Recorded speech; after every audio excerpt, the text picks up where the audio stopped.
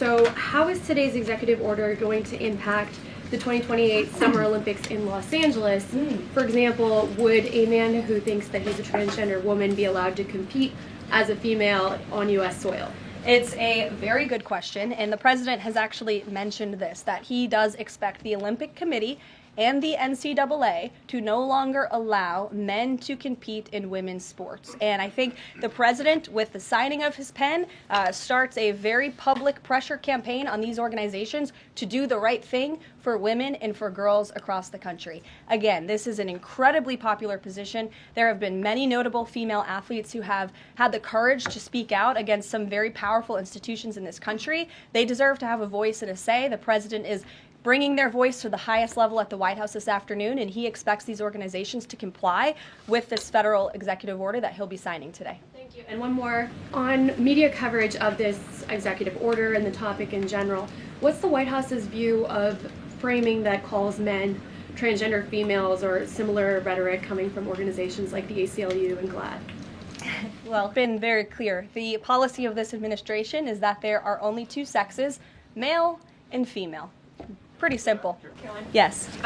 The president and you here again today have made clear, given the devastation, you think Palestinians have no choice but to leave Gaza and go elsewhere. But Palestinians say this is their home. They don't want to go. The president last night said he's willing to use the military if necessary. Is the U.S. prepared to remove Palestinians from Gaza by force?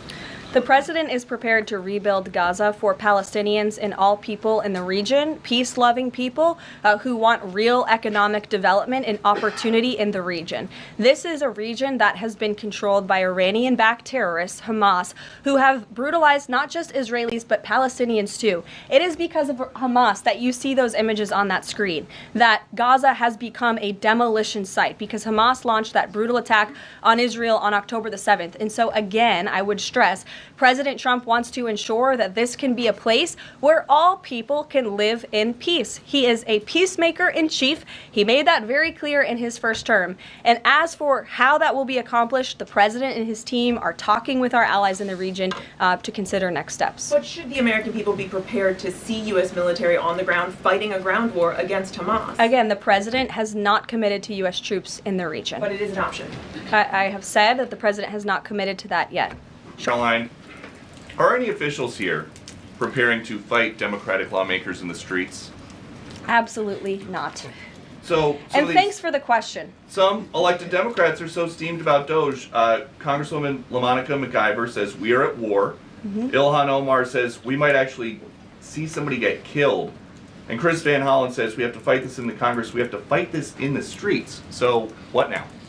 And may I just point out, if you heard that type of violent, enticing rhetoric from our side of the aisle, from Republican leaders on Capitol Hill, I think there would be a lot more outrage in this room today. It's unacceptable, the comments that have been made by these Democrat leaders, and frankly, they don't even know what they're talking about. Because President Trump was elected with a mandate from the American people to make this government more efficient. He campaigned across this country with Elon Musk, vowing that Elon was going to head up the Department of Government Efficiency, and the two of them, with a great team around them, were going to look at the receipts of this federal government and ensure it's accountable to American taxpayers. That's all that is happening here. And for Democrat officials to incite violence and encourage Americans to take to the streets is incredibly alarming, and they should be held accountable for that rhetoric. It sounds like something that they're most concerned about is Doge engineers with access to Treasury systems. Can you clarify, do the Doge engineers have read-only access in these systems, so they are not allowed to write new code? No. They are not, okay. No. And then one more thing. NBC is reporting that some of the illegal immigrants that we've seen rounded up and arrested are not being deported. They're being released with ankle or wrist monitoring devices, or they have to check in on the phone. So is the administration arresting more people than you have room for? I have seen the reports, and I'm glad you brought it up because we want to address it. There have been a total of 461 illegal aliens. This is of this morning when I got this information from DHS that have been released from custody of the more than 8,000 that have been arrested since President Trump was inaugurated. It's less than 6%, and there are reasons for their release. Some of the factors include a lack of significant likelihood of removal in the foreseeable future, lack of detention availability, which is something this president and this administration has been incredibly vocal about. We are doing everything we can to deport and detain illegal immigrants, but we need Congress's help to increase funding for Border Patrol and for ICE to increase detention capability in our facilities. And then other serious medical conditions have also been the reasons for some of the release of these individuals. But none of them have final deportation orders.